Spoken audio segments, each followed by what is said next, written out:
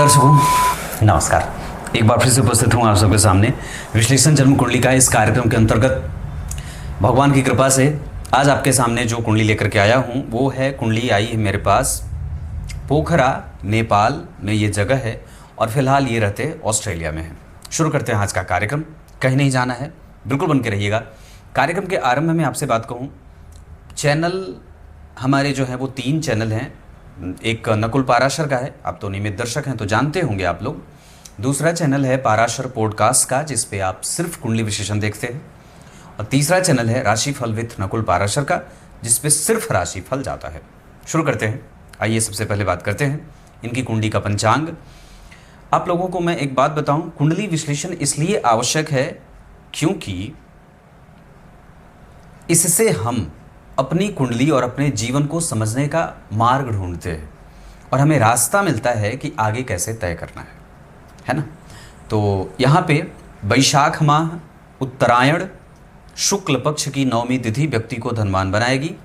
रविवार को जन्मे हैं, इस वजह से दूसरों के हितों की सुरक्षा करने वाला और महत्वाकांक्षी हो जाना, ऐसा रविवार के कारण होगा।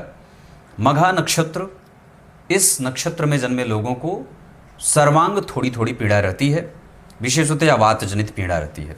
इसमें भी और भी चीज़ें जो समझ में आती हैं। उसमें मघा नक्षत्र में जो लोग जन्मे होते हैं उनको अमावस्या के दिन अपने पितरों के नाम पे दान आवश्यक रूप से करना चाहिए। पितरों को जब हम प्रसन्न करते हैं तो उसमें हमें फ़ायदा ये होता है कि हम अपने कर्तव्यों का निर्वहन करते हैं।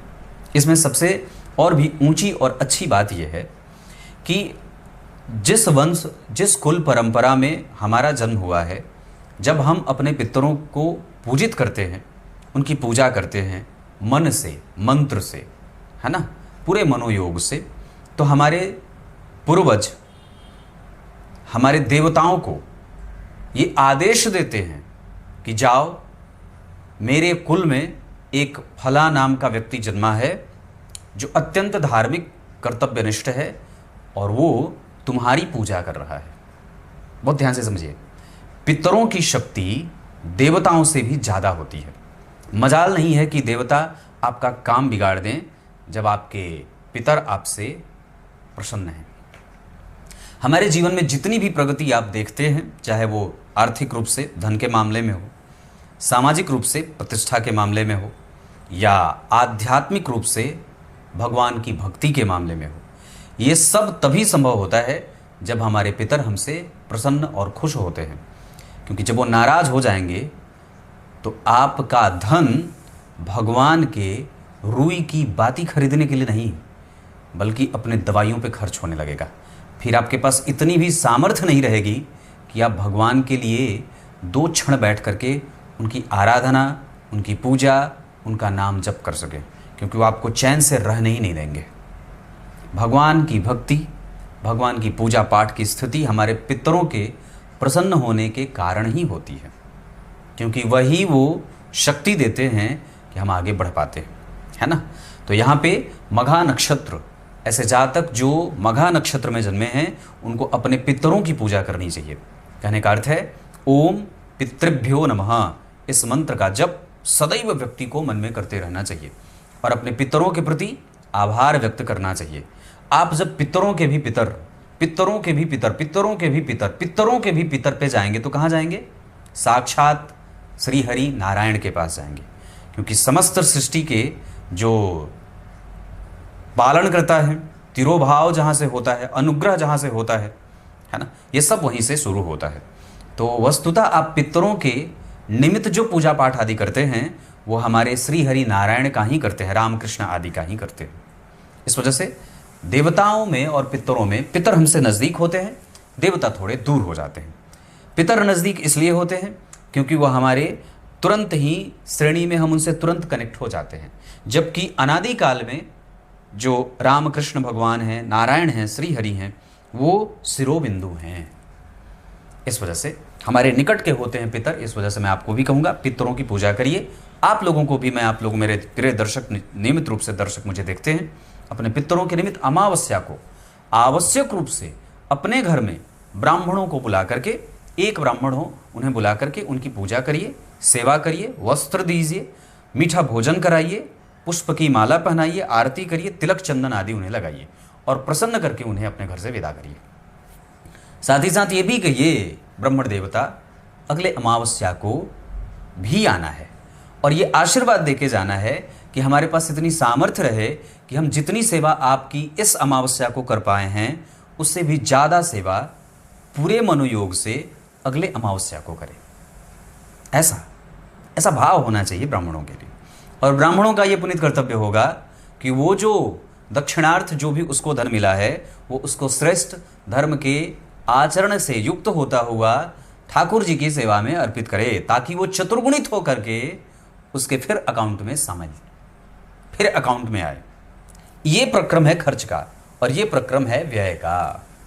यहाँ पे भृंगराज की जड़, मघा नक्षत्र में जो लोग जन्मे हैं उनको भृंगराज की जड़ अपने गले में धारण करना चाहिए। ओम पितृभ्यो देवेभ्यो नमः इस मंत्र का उच्चारण करके 108 बार, या जीवन में अगर कोई काम बन नहीं रहा हो, रुकावटें आ रही हों, मन बड़ा विक्षिप्त हो, क्योंकि ये वस्तुतः मूल नक्षत्रों की श्रेणी में आता है, ये कंडमूल में है। इस कारण से इस नक्षत्र में जो लोग जन्मे होते हैं उनका काम बाधाओं से युक्त होता हुआ, अपने जन्म स्थान से दूर जा कर के रहने पर विवश होता हुआ और बैलेंस इकट्ठा करने में व्यक्ति को दिक्कतें आती हैं। और ऐसा इसलिए क्योंकि ये मूल नक्षत्र है। क्लियर है? मैं बात कर रहा था मघा नक्षत्र में, यहाँ से आगे बढ़ते हैं। भृंगराज की जड़ और ध्रुव योग में जन्मा है। याद रखिए, जब तक कोई चीज़ पूरे तरीके से परिपक्व ना हो जाए, परिपुष्टित ना हो जाए, तब तक हमें वर्तमान चीज़ को नहीं छोड़ना चाहिए। नहीं तो जो अनिश्चित है वो भी छूट जाएगा और जो निश्चित है वो तो छूटेगा ही, है ना। यो ध्रुवाणी परित्यज्य वाली बात आप लोगों को जानते हैं, है ना। इस वजह से अध्रुवाणी परिसेवते, जो निश्चित का त्याग कर देता है और अनिश्चित का भी उसको त्याग कर देता है, उसका तो निश्चित भी हाथ से चला जाता है। इस वजह से हमेशा ये बात याद रखनी चाहिए। आप ध्रुव योग में जन्मे हैं, पूरे तरीके से हर एक काम को पूरी शालीनता से, पूरी मेहनत के साथ करने की आवश्यकता होगी, क्योंकि ये गुण आपके पास है। जो जातक ध्रुव योग में जन्मा होता है वो निश्चित रूप से बड़ा ही धीर होता है, गंभीर होता है, महारथी अतिरथी होता है। आगे बढ़ते हैं। कौलव कर्ण क्षत्रिय वर्ण और राक्षस गण होगा इनका। इस वजह से कि अगर आप क्षत्रिय वर्ण और राक्षस गण के हैं तो यहाँ पे आपको ईर्ष्या है। अब सामान्यतः आपको वो दिखाई नहीं देती है चीज़ें, पर वो अंदर ही अंदर पनप रही हैं। कई बार वो प्रकट हो जाती हैं, कई बार वो दमित रह जाती हैं। तो ईर्ष्या है, द्वेष है, छल है, कपट भी है, मोह है, मात्सर्य है, आलस्य भी है, प्रमाद भी है, कुंठा भी है, हतप्रभ हो जाना, मायूस हो जाना, अनिश्चित के पीछे भाग जाना और निश्चित को त्याग देना, ये सारी चीज़ें क्षत्रिय वर्ण और राक्षस गण के कारण हो जाएगा। और इस वजह से कई बार व्यक्ति खाओ पियो मौज रहो, मारो काटो, छीनो झपटो और इकट्ठा करो, ये सिद्धांत अपनाने के लिए चल देता है। लेकिन परेशानी ये है कि ये सब चीज़ें भी उसको प्राप्त नहीं होती हैं। मैंने अभी थोड़े दिन पहले एक कोट लिखा था अपने चैनल पे कि जो व्यक्ति अहंकार का इकट्ठा करे, दंभ इकट्ठा करे, प्रमाद इकट्ठा करे, आलस्य इकट्ठा करे, ईर्ष्या द्वेष छल कपट ये सब, और इस तरीके से कमा करके धन इकट्ठा करता है, वो तुरंत ही खुदकुशी कर लेती है, तुरंत मर जाती है, उसका बहुत ज़्यादा समय नहीं रहता है। ये यहाँ तक बात थी जो पंचांग में। तो पंचांग में चंद्रमा अच्छे हैं, शुक्ल पक्ष के नौमी तिथि के चंद्रमा शुभग्रह होते हैं, या यूं कह सकते हैं कि यहाँ से चंद्रमा का शुभग होना शुरू होता है अष्टमी तिथि से। इस वजह से व्यक्ति के पास कम से कम अच्छा खासा धन इकट्ठा होता है, वो धनवान होता है और बुद्धिमान होता है। इस कुंडली में जो सबसे अच्छी बात है मैं आगे बताऊंगा कि चतुर्थ भाव के स्वामी का नवम भाव में जाने का फल और जन्म कुंडली में चंद्रमा और गुरु का एक साथ बैठना।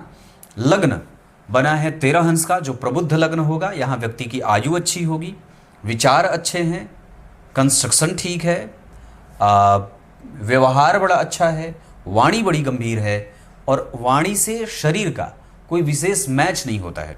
मतलब वाणी बड़ी अद्भुत है और विशाल काय वाणी कहते हैं जिसको, गंभीर है बातों में इतनी गंभीरता लगती है जैसे कोई 60 वर्ष का बूढ़ा बोल रहा है। मंगल चतुर्थ स्थान में घर से दूर रखने के लिए कारण बनेंगे। लग्न में राहु भ्रमित करने का कारण बनेगा। और धनु लग्न की कुंडली के लिए चंद्रमा अष्टम भाव के स्वामी होकर के नवम भाव में बैठे हैं और किसी भी शुभ ग्रह से प्रभावित नहीं हैं, पर उनके ऊपर गुरु और राहु का प्रभाव है। राहु की दृष्टि, गुरु का संग व्यक्ति को धार्मिक, स्वच्छ आचरण करने वाला, श्रेष्ठ लोगों से मैत्री करने वाला, गंभीर काम करने वाला, भाग्यशाली, पिता की सेवा, माता पिता की सेवा, माता से थोड़े मतभेद, मातृभूमि से थोड़ी दूर, पर पिता से भी ठीक ठाक संबंध, बहुत अच्छे संबंध, पिता की सेवा तीर्थ से भी बढ़कर करने वाला, हमेशा लोगों के बारे में अच्छा सोचने वाला, ये सब गुरु की दशा में, विशेषतया चंद्रमा की दशा में भी ये चीज़ें देखने को मिल जाएंगी। पर चूंकि धनु लग्न की कुंडली के लिए अष्टम भाव के स्वामी नवम भाव में बैठे हैं और किसी भी शुभ ग्रह से प्रभावित नहीं होकर के लग्नेश के साथ बैठे हैं, इस वजह से व्यक्ति बड़ा इमोशनल हो जाएगा और फिर उसके जेहन में कोई भी चीज़ बहुत लंबे समय तक टिक जाती है। उसको निकालना, वहाँ से बाहर निकलना, उन चिंताओं से मुक्त होना, उन यादों से अपने आप को स्वच्छंद कर पाना बड़ा मुश्किल हो जाता है। और यही कारण है कि कई बार व्यक्ति समस्याओं से बाहर निकलने में अपने आप को परेशान महसूस करता है या स्वतंत्र महसूस नहीं करता है। वो बंधा हुआ है, काफ़ी सेंटिमेंटल है चीज़ों से, परंपराओं से, पुरखों से, आशीर्वाद से, पूर्वजों से, पितरों से, माता पिता से, जन्मभूमि से और अपनी दीनता से। वो दीन है, कमज़ोर नहीं है, दरिद्र दीन नहीं है। वो अपने आप को इतना विनम्र बना लेता है कि वो दीन हो जाता है। गंभीर वाणी, मोटा पैसा कमाना, लग्न का मान बहुत अच्छा, लग्न में राहु, गुरु का राहु के संपर्क में आना, ये व्यक्ति के जीवन में कई बार निगेटिविटी देने का काम कर देते हैं। साथ ही साथ अगर बात करेंगे तो सप्तम स्थान पे राहु केतु का प्रभाव, चतुर्थ स्थान पे शनि मंगल राहु केतु का प्रभाव, राहु केतु का भी प्रभाव चतुर्थ स्थान पे रहेगा। कैसे? क्योंकि इसी भाव से केंद्र में राहु और केतु बैठे हैं। इस भाव के स्वामी तो बढ़िया बैठ गए, लेकिन इस भाव पे शनि की दृष्टि, मंगल का प्रभाव, राहु केतु केंद्र में, इस वजह से इस कुंडली का मन अशांत सदैव रहेगा। इसको ठीक करने के लिए अपने वास्तु देवता की पूजा, अपने पितरों की पूजा, अपने कुल देवता की पूजा करनी चाहिए, दीप दान करना चाहिए। अगर हो सके तो किसी न किसी गौशाला में आवश्यक रूप से अपना धन देना चाहिए। अब आगे बढ़ के बात करते हैं कुंडली के विभिन्न ग्रहों की स्थितियां। जहां लग्न मैंने बताया 13 अंश, बहुत बढ़िया। राहु लग्न में 7 अंश के बैठे हैं और जिस राशि में बैठे हैं उस भाव का अधिपति गुरु भी उन्हें देख रहे हैं। साथ ही साथ द्वितीय भाव में स्वग्रही शनि और चतुर्थ स्थान पे उनकी दृष्टि, मेहनत करके धन कमाना, जन्म स्थान से दूर रहना और बाहर ही सेटल हो जाना। तृतीय भाव के अधिपति का द्वितीय भाव में बैठना, ये बहुत अच्छी बात होगी, पर सामान्यतया वो अपनी राशि के बैठे हैं। और देवगुरु बृहस्पति, धन के कारक, द्वितीय भाव के स्वामी अपने भाव में और धन के कारक देवगुरु बृहस्पति मित्र की राशि में, इस भाव के स्वामी उच्च के। इस वजह से धन, लक्ष्मी, संपत्ति, आत्मविश्वास, चरित्रवान होना और बहुत ही मजबूत इच्छा शक्ति का होना, ये सब गुरु और शनि और सूर्य के कारण मिल जाएगा। चतुर्थ स्थान के अधिपति का नवम भाव में जाना, ये अपने आप में बहुत ही ज़्यादा और इस कुंडली की सबसे अच्छी बात होगी। जहाँ व्यक्ति माता पिता की सेवा, शुश्रूषा करने वाला, श्रेष्ठ लोगों की मैत्री करने वाला, धनवान, पिता के धन का सुख प्राप्त करने वाला और चरित्रवान होता है, दानी, धार्मिक और प्रबुद्ध होता है। लेकिन चतुर्थ स्थान में मंगल जो पंचम भाव के स्वामी होकर के बैठे हैं पर शनि से दृष्ट हैं, इस वजह से मेहनत व्यक्ति को करनी पड़ती है। चतुर्थ स्थान के मंगल घर में कलह का वातावरण अगर नहीं है तो मानसिक अशांति, अनिद्रा की समस्या और प्रायः अपने जन्म स्थान से दूर रह करके व्यक्ति को धन प्राप्त करना पड़ता है। लेकिन इकट्ठा करने के मामले में यही मंगल आपको इकट्ठा नहीं करने देते हैं। इस वजह से जितनी जल्दी हो सके, चाहे छोटी ही आमदनी से ही सही क्यों ना हो, पर आवश्यक रूप से जमीन में इन्वेस्टमेंट कर लेना चाहिए। ये मंगल आपकी कुंडली में 9 अंश के बैठे हैं उत्तरा भाद्रपद नक्षत्र में, और जिस स्थिति में उनका प्रभाव है उसके आधार पर धनिष्ठा के शनि जो मंगल का नक्षत्र हो गया और मंगल शनि के नक्षत्र में, ये नक्षत्र परिवर्तन के कारण व्यक्ति निश्चित रूप से अपने बल पे संपत्ति इकट्ठा करने वाला होता है, लेकिन जन्म स्थान से दूर ही निवास करने वाला भी होता है। यह केंद्र त्रिकोण का राजयोग बनेगा। चतुर्थ स्थान के अधिपति नवम भाव में केंद्र त्रिकोण का राजयोग और पंचम स्थान के अधिपति चतुर्थ स्थान में मंगल, ये भी केंद्र त्रिकोण का राजयोग। पर परेशानी यह है कि मंगल का चतुर्थ स्थान में बैठना कई बार मानसिक अशांति का कारण बनता है और ये कारण बना रहेगा। साथ ही साथ व्यक्ति को चोट चपेट की घटनाएं जब कभी मंगल और चंद्रमा की दशा आती है तो होता है, या मानसिक विभ्रम हो जाना या एक जगह स्थित प्रज्ञता के साथ काम न कर पाना, ये कुंडली को कमजोर कर देती है, या बार बार व्यक्ति को काम बदलना पड़ता है, विशेषतया चंद्रमा में मंगल का जब अंतर आएगा तब। ये है अभी, हालांकि अभी बीत चुका है ये समय, लेकिन फिर भी वो एक समय ऐसा रहा था।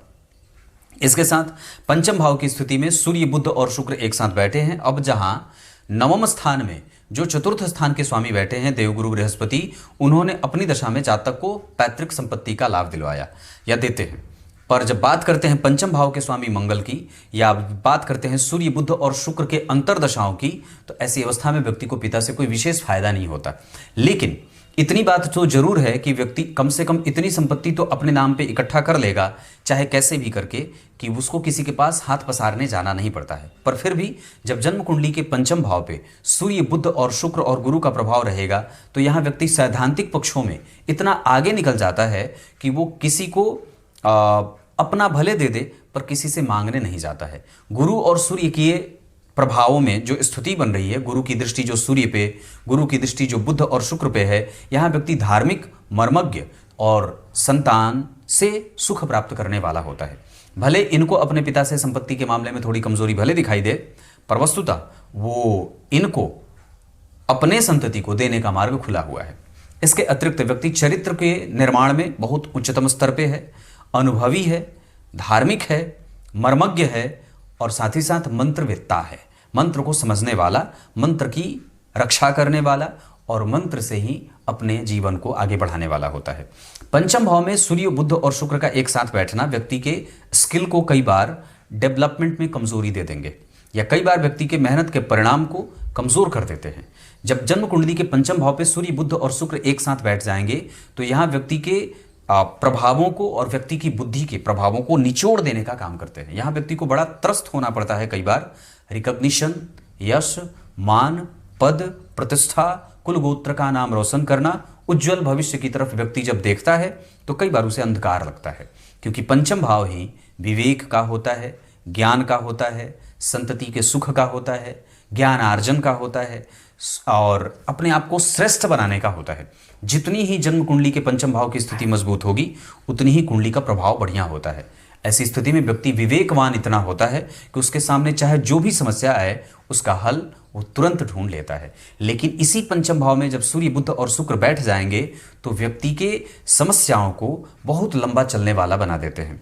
इसका एक कारण और भी होगा कि जन्म कुंडली के एकादशवें भाव पे शनि की दृष्टि है और धनु लग्न की कुंडली के लिए तृतीयेश और द्वितीयेश होकर के जब द्वितीय एकादशवें भाव पे देखेंगे तो शनि की उच्च दृष्टि जातक को महत्वाकांक्षी बनाएगी। लेकिन महत्वाकांक्षा की पूर्ति में इस भाव के स्वामी जन्म कुंडली में सूर्य और शुक्र के साथ बैठकर के शुक्रदेव अस्त हो गए हैं। इस वजह से एकादशवें भाव से लाभ और हानि का मर्म समझा जाता है। तो जब एकादशवें भाव के स्वामी अस्त हो जाएंगे, सूर्य की नीच दृष्टि प्राप्त होगी और जन्म कुंडली के बाधकेश बुध की दृष्टि यहां प्राप्त होगी, तो लाभ में और हानि में बाधाएं उपस्थित होने लगती हैं। शनि की दृष्टि व्यक्ति को महत्वाकांक्षी बनाएगी, लेकिन शुक्र, बुध और सूर्य की दृष्टि वहां पे बहुत ज्यादा सामान्य हो जाएगी। परंतु इस भाव का स्वामी कम से कम शनि और शुक्र यहां पे देख रहे हैं और शुक्र अपनी राशि को देख रहे हैं, शनि अपने उच्च की राशि से केंद्र में बैठे हैं। इस वजह से एकादशवां भाव समय रहते चूकेगा नहीं और व्यक्ति आगे बढ़ जाएगा। ऐसी अवस्था में व्यक्ति अपने इच्छाओं की पूर्ति निश्चित रूप से कर लेता है।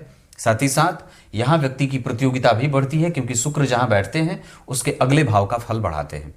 पर परेशानी ये होगी कि ठीक इस भाव के जब पीछे आप देखते हैं तो शुक्र इस भाव में बैठ करके छठवें भाव का बल बढ़ा करके व्यक्ति को साहसी बना रहे हैं, उसके जीवन में मेहनत करने के बल में अनुभव जोड़ रहे हैं। पर परेशानी ये होगी कि इस भाव के ठीक पीछे जब सूर्य, बुध, शुक्र बैठ जाएंगे तो वापस इस भाव के प्रभावों में कमजोरी हो जाएगी। अगर यही शुक्र यहां बैठे होते तो चीजें अलग होती, मतलब सकारात्मक परिणाम मिलता। पर इस भाव के ठीक पीछे सूर्य, बुध, शुक्र बैठ गए हैं, शुक्र अस्त हो गए हैं। इस वजह से व्यक्ति के साहस में प्रायः कमजोरी देखने को मिल जाती है, या ये भी कह सकते हैं कि व्यक्ति बहुत जल्दी ही थक हार जाता है। ऐसा न हो, इस वजह से सूर्य की उपासना, भगवान सूर्य को ना नमस्कार बड़ा पसंद है। जैसे गणेश भगवान को मोदक प्रिय है, गणेशो मोदक प्रिय है ना। और भगवान सूर्य को नमस्कार प्रिय है ना, भगवान सूर्य को नमस्कार प्रिय है। तो प्रत्येक दिन कम से कम 8 बार या 12 बार साष्टांग सूर्य को नमस्कार करिए या सूर्य नमस्कार योगा करिए। ऐसा इससे पंचम भाव और नवम भाव, लाभ भाव और साथ ही साथ आपके प्रवृत्ति में और भी ज़्यादा सकारात्मक भाव पैदा होगा। उसी तरीके से भगवान शिव को जल की धार पसंद है, भगवान शिव को जलाभिषेक बड़ा पसंद है। मतलब सबसे अभिषेक तो किसी भी चीज़ से होता है, पर भगवान को शिव को एक लोटा जल या जल की धार बड़ी अच्छी लगती है, उनको पसंद है, उससे वो प्रसन्न होते हैं। और देवी मैया सहस्त्रार्चन से प्रसन्न होती हैं, है ना। उन पे बहुत सारी चीज़ें 1000 नामों से, लक्ष कोटि नामों से, कोटि नामों से जितना ज़्यादा हो सके सहस्त्रार्चन करना चाहिए, कुछ भी चीज़ अर्पित करनी चाहिए। तो वैसे ही ये बात यहाँ पे मैं कहूँगा कि अगर आप अपने भाग्य को बल देना चाहते हैं तो सूर्य नमस्कार किया करिए। रोज दिन भगवान सूर्य को अर्घ दीजिए। रविवार को मांस भक्षण ना करिए या मांस भक्षण बिल्कुल ना करिए, क्योंकि ये कुंडली त्रिकोण की कुंडली है। कैसे? लग्न कुंडली धनु की बनी है, अभी आगे की चर्चा करूंगा। लग्न कुंडली धनु की, नवांश पंचम भाव की जो यहाँ के त्रिकोण के अधिपति हैं, और दशमांशा मेष की जो यहाँ के त्रिकोण के अधिपति हैं। इस वजह से इस कुंडली की प्रवृत्ति कमजोर नहीं है। ये कुंडली आपको बहुत कुछ दे सकती है, बस आप अपने जीवन को सटीक करिए। दिनचर्या, मांसाहार और पिता की सेवा, लगातार काम करना जुट करके, और धन को सही जगह पे खर्च करना, आलस्य और प्रमाद का त्याग करना, ये सब इस कुंडली को बहुत आगे पहुंचा सकते हैं। सप्तम भाव के बारे में बात कर लेते हैं। वहां पे केतु बैठे हैं, इस वजह से कई बार विवाह में मतभेद होता है, विवाह में दिक्कत होती है, पर वैसे विवाह के बाद का सुख बहुत अच्छा है, मैं इसकी गारंटी ले सकता हूं। नवांश कुंडली में भी शनि लग्न में बैठे हैं, पर कोई खराब बात नहीं होगी। क्यों नहीं होगी? क्योंकि लग्न कुंडली में शनि द्वितीय भाव में बैठे हैं, नवांश कुंडली में वो लग्न में बैठ रहे हैं और सप्तम भाव को देख रहे हैं। बुध केंद्र में शुभ ग्रह शनि सप्तमेश होकर के सप्तम को देख लिए। 12वें भाव में गुरु चंद्रमा बहुत अच्छा, शुक्र और मंगल बैठे हैं। यहाँ पे थोड़े से विवाह होने में आरंभ में थोड़ी दिक्कत होती है, पर विवाह के बाद की स्थिति खराब नहीं है। यहाँ की स्थिति भी ठीक है। मंगल यहाँ के अधिपति हैं, द्वितीय भाव में शुक्र के साथ बैठे हैं जो जन्म कुंडली के दशमेश हैं, तो भाग्यशालीता का वर मिलेगा। बुध यहाँ बैठे हैं लाभेश होकर के, गुरु चंद्रमा शारीरिक संबंध बहुत अच्छे हैं, और विदेश में ही व्यक्ति अपनी पत्नी के साथ निवास करता है, ये भी बात है। सप्तम भाव में राहु केतु का प्रभाव, मंगल का प्रभाव है, और जन्म कुंडली में इस वजह से कई बार पत्नी का सुख देर से मिलता है। यहीं पे रोक करके बता दूं, मेष राशि मेष लग्न, सिंह राशि सिंह लग्न और कन्या राशि कन्या लग्न की जातिकाओं से विवाह उत्तम रहेगा। विवाह की दिशा दक्षिण और पूर्व हो तो ज़्यादा अच्छा है।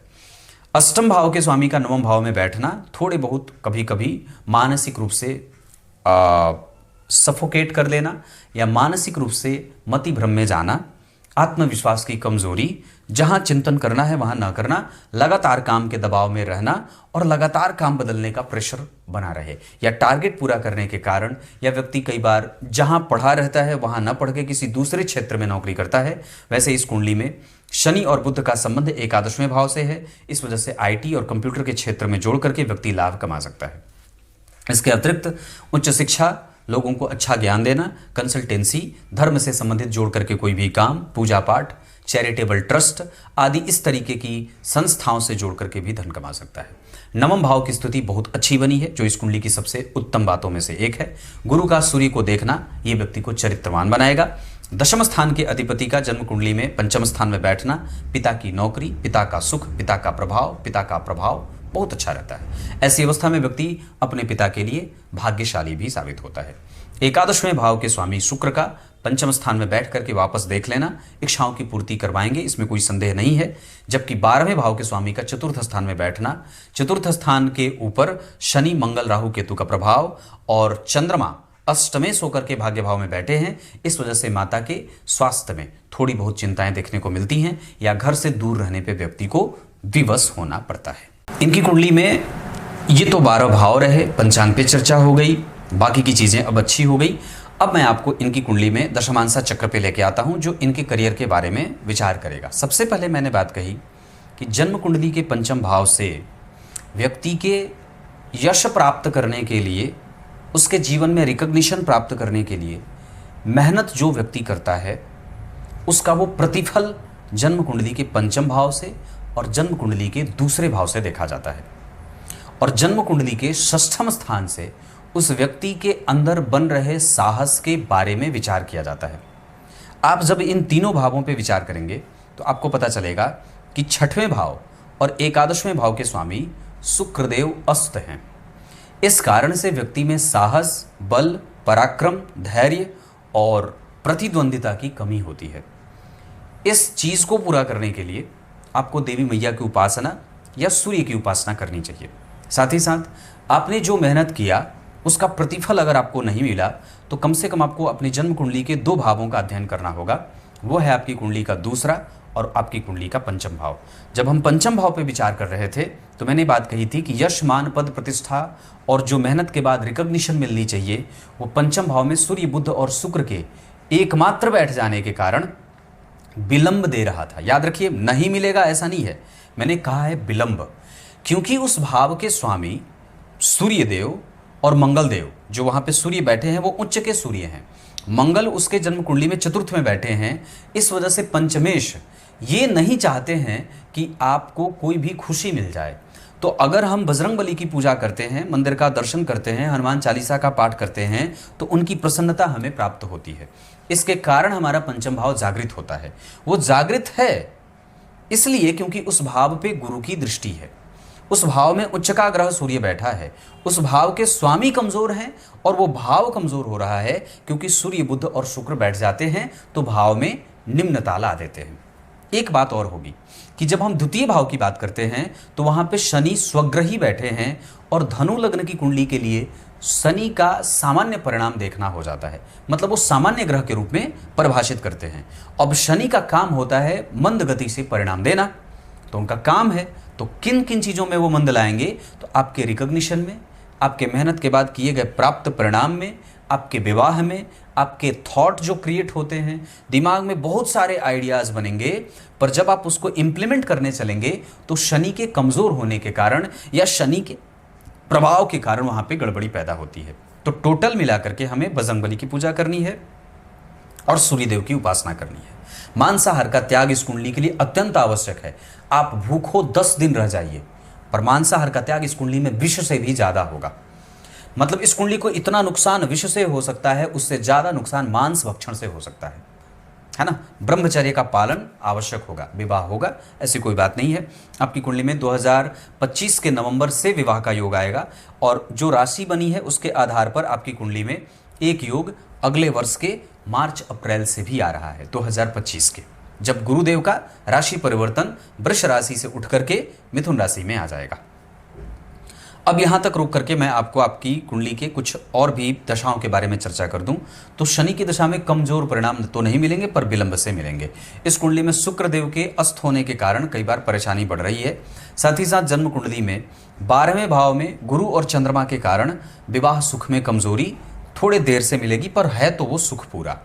इसके साथ आपकी कुंडली में अगर बाकी की बात करते हैं तो कारोबार और करियर के मामले में दशमांसा चक्र में लग्न का और केंद्र का बिल्कुल खाली होना, यहाँ शनि के साथ बुध का बैठना, ये तो अच्छी बात होती है, व्यक्ति के पास काम है और रहेगा। शुक्र नीच के बैठे हैं जो चतुर्थ सप्तम स्थान के अधिपति हैं, इस वजह से व्यापार में कमजोरी आ रही है, प्राइवेट नौकरी करनी पड़ती है। और गुरु और चंद्रमा के कारण व्यक्ति सॉफ्टवेयर और उस चीज़ में बड़ा अच्छा दिमाग लगाने वाला और जो होता है ना ये क्रिएटिव आर्ट के क्षेत्र में या ऐसा जैसे कोडिंग डिकोडिंग का क्षेत्र जो होता है वो अष्टम भाव पे गुरु और चंद्रमा के प्रभाव के कारण होगा। शनि और बुध के बैठने के कारण व्यक्ति आईटी में जितना आगे जाना चाहता है, जितनी कंपनियां बदल सकता है वो बदल सकता है। धन उसी क्षेत्र से आएगा, आईटी से और कंप्यूटर के क्षेत्र से। गुरु और मंगल और राहु का एकादशवें भाव में बैठना, इस भाव के स्वामी का जन्म कुंडली में द्वितीय भाव में जाकर के वापस इसको देखना, और इस भाव में मंगल और राहु के बैठने के कारण जो चीज़ें प्राप्त होनी चाहिए उसमें कई बार संघर्ष उत्पन्न हो जाता है। लेकिन वस्तुतः इस कुंडली का जो अल्टीमेट परिणाम होगा वो 2025 के नवंबर के बाद लगभग मिलने लगेगा, क्योंकि बुध अस्त नहीं है, बुध ठीक है। आपकी कुंडली के सप्तमेश दशमेश हैं वो बहुत अच्छा बैठे हैं, वो कमज़ोर नहीं हैं, उच्च के ग्रह के साथ बैठे हैं, इस वजह से कम उनके पास शालीनता है। अष्टक वर्ग के आधार पे और बाकी के वर्ग चार्ट के आधार पे आपकी कुंडली में बता दूं, हमारा व्यक्तित्व तो बिल्कुल ठीक है, साथ ही साथ हमारे पास धन भी रहेगा, हम गंभीर भी हैं और हमें अपने आचरण को बस मेंटेन करना है जो हमारी अच्छाई है। इसके अतिरिक्त इस कुंडली में मेहनत पे बल देने की आवश्यकता है, घर से दूर रहना होगा, घर के पास जाने का कोई अवसर नहीं है। इसके अतिरिक्त इस कुंडली में पंचम भाव के कमज़ोर होने के कारण कई बार परेशानी मिलेगी, थोड़े बहुत शंकाओं के साथ व्यक्ति आगे बढ़ेगा। बस अपने आप को विवेक से युक्त रखना होगा, गलत निर्णय से बचना चाहिए, किसी को भी पैसा देने से बचना चाहिए और पेट का ध्यान रखना चाहिए, नहीं तो कई बार पेट से संबंधित समस्या व्यक्ति को परेशान करती है।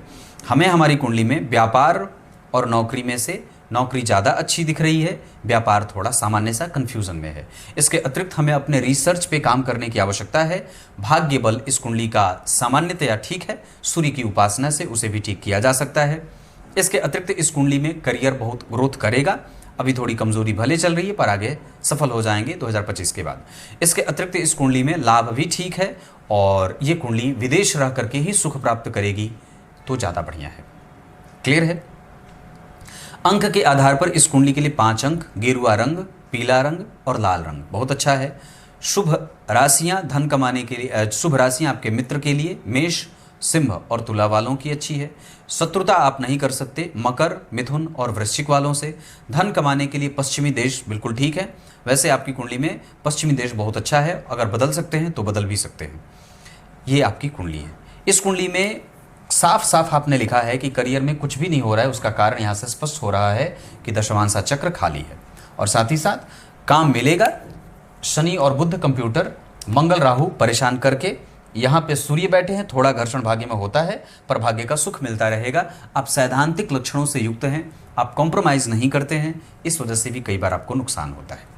नक्षत्र के आधार पे इस कुंडली के लिए उत्तरा भाद्रपद, भरणी, अश्वनी और आर्द्रा, पुनर्वसु, पुष्य और मृगशीरा किसी भी काम को करने के लिए बहुत अच्छे रहेंगे। दिन इस कुंडली के लिए गुरुवार और रविवार का बहुत अच्छा रहेगा। ये इतनी सारी चीज़ें क्लियर है। अगर कोई भी शुभ कार्य करना होगा, विवाह, धार्मिक चीज, मांगलिक यात्रा, तीर्थ यात्रा आदि, तो सूर्य गुरु की दशा का इस्तेमाल कर सकते हैं। सूर्य और गुरु की दशा। धन से संबंधित अगर इकट्ठा करना, पैतृक संपत्ति को बड़ा करना हो तो आप चंद्रमा, सूर्य और शनि की दशा का इस्तेमाल कर सकते हैं। आपको अपने कुल देवता की पूजा करनी चाहिए, साथ ही साथ अपने वास्तु देवता की भी पूजा करनी चाहिए, उनके नाम पे दीपक जलाना चाहिए घर के मध्य में। इसके अतिरिक्त आपकी कुंडली में इतनी सारी चीज़ें निकल के आती हैं। होरा चक्र और बाकी के वर्ग चार्ट के आधार पे आपकी कुंडली में शुक्र, मंगल और सूर्य ना चाहते हुए भी अच्छे परिणाम देंगे ही देंगे, जबकि बुध, राहु, केतु, शनि, गुरु और चंद्रमा थोड़े टफ जाने वाले हो सकते हैं। फिलहाल चंद्रमा की दशा चल रही है, इस वजह से ऐसा हो सकता है। मंगल की दशा आपको धन देने वाली और स्थिति को मजबूत करने वाली बनेगी। परेशान नहीं होना है, आत्मविश्वास कमजोर मत करिए, मजबूत बने रहिए, धर्म का पालन करते रहिए तो आप श्रेष्ठ बन जाएंगे। इसके अतिरिक्त आप भाग्यशाली हैं, आपका कम्युनिकेशन अच्छा है, विवाह के बाद भाग्य का उदय बहुत अच्छा हो सकता है। वाहन वगैरह का सुख आपकी कुंडली में 100% अच्छा है। माता और पिता के सुख में, पिता का सुख इस कुंडली में ज़्यादा अच्छा है, पिता का कारोबार भी ठीक है, माता का सुख थोड़ा बहुत रुग्ण सा मिल रहा है। वैसे माता का स्वभाव ठीक है, सामान्यतया वो थोड़ी अनुशासित है। संतति वगैरह का सुख आपकी कुंडली में थोड़ा देर से मिल रहा है। क्लियर है? तब तक के लिए बहुत बहुत नमस्कार।